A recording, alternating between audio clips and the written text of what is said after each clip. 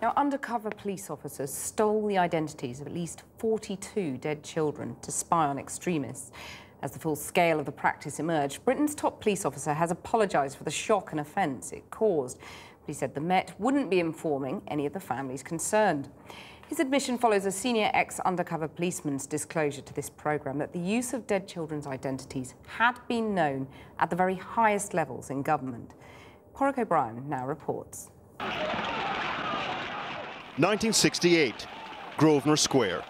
An anti-Vietnam War demo turns nasty.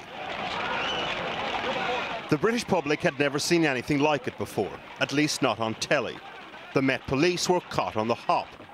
The police are just about managing to hold it. There's several smoke bombs. They're through, the first are through now.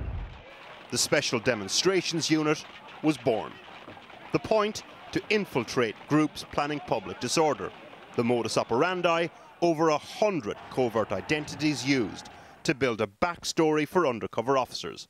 How many of those belong to dead children?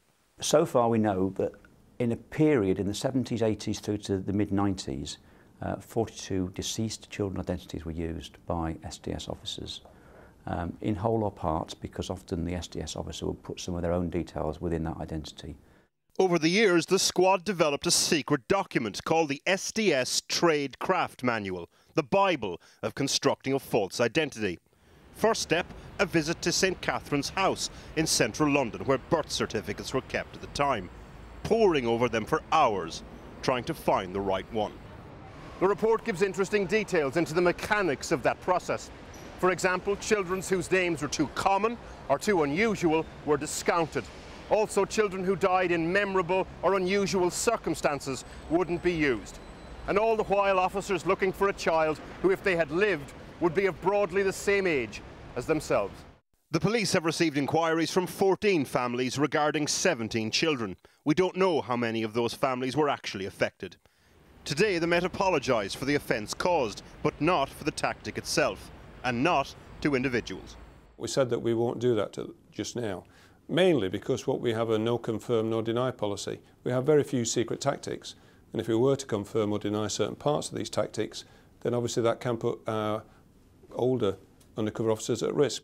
One of the identities used was that of a deceased child called Robert Robinson, used by ex-SDS officer Bob Lambert to infiltrate anarchist groups. He spoke to us a fortnight ago. Let's be under no illusions about the extent to which that was an accepted practice that was well known at the highest levels of the Home Office.